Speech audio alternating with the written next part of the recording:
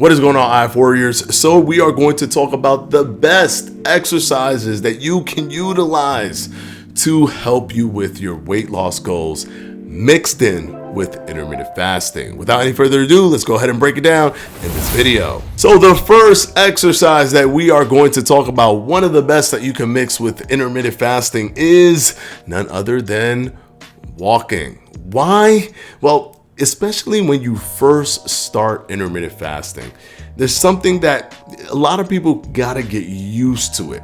Not a lot of people are fat adapted. Not a lot of people can work off the energy from their body fat right off the get-go. There's kind of like a psychological phase where you're getting used to it. And while you're in this little psychological phase of feeling like there isn't enough energy for you to do the high level stuff, what you can do is walk for 30 minutes. It helps a lot, especially if you do things like come off of eating. Walking right after you get into your fast, believe it or not, can actually help as well, because it helps deplete glycogen much faster, and it puts you in this metabolic switchover state much quicker because you've depleted that quick energy during your walk.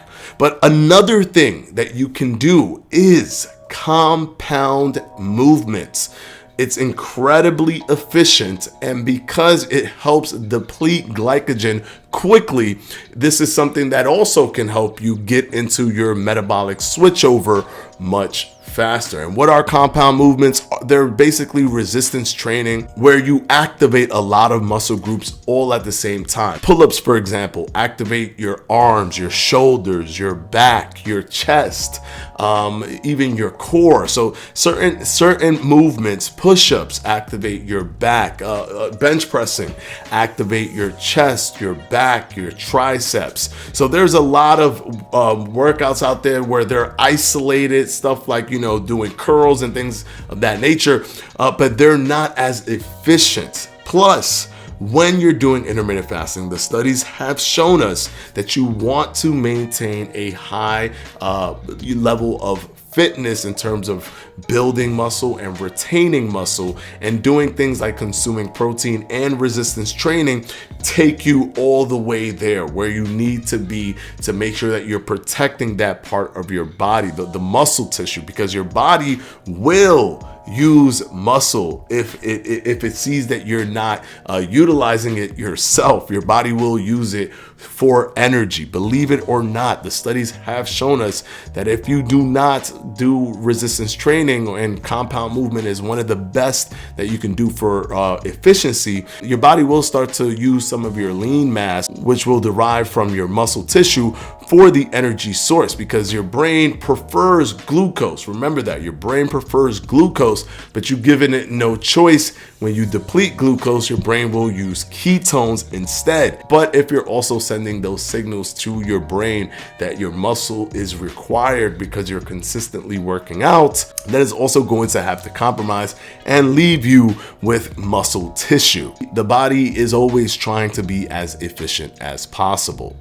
So always keep that in mind. The next thing is, after the 2-week period, if you like, and if you have the ability to do so, I would recommend adding things like running or doing jump rope so that you can be efficient with your time. Although walking is incredibly accessible and a lot of people can do it, and there are benefits that are literally just connected to walking. For example, incidental walking is something that you can't do you can't just out of nowhere just start jumping rope. But with walking, you could decide to take the stairs instead of the elevator, and that adds more steps throughout the day. But with running and even doing jump rope or even riding a bike, you start to burn more calories in a shorter amount of time. So per time frame, you become more efficient. Obviously, it's going to take a little bit more effort.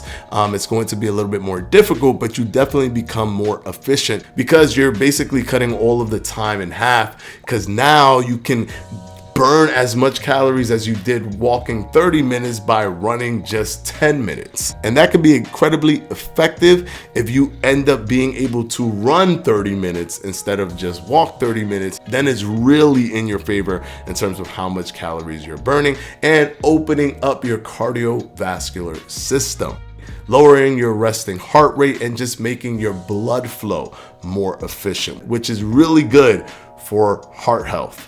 Really, really good. These are probably the best exercises to mix with intermittent fasting. Remember that once your glycogen is depleted, you go into that post-absorptive range and then into that metabolic switchover where your body has to use ketones if you're still in a fasted state. And adding these kind of exercises will help you deplete that if you've eaten before your exercise. It's not a crime to do exercise after you've eaten when doing intermittent fasting. You can do fasted exercises, but you could also do exercises after your meal, and these exercises actually help get you into that post-absorptive and metabolic switchover range much faster. Patreons will be pinned in the comment section below, and I'll see you in the next one.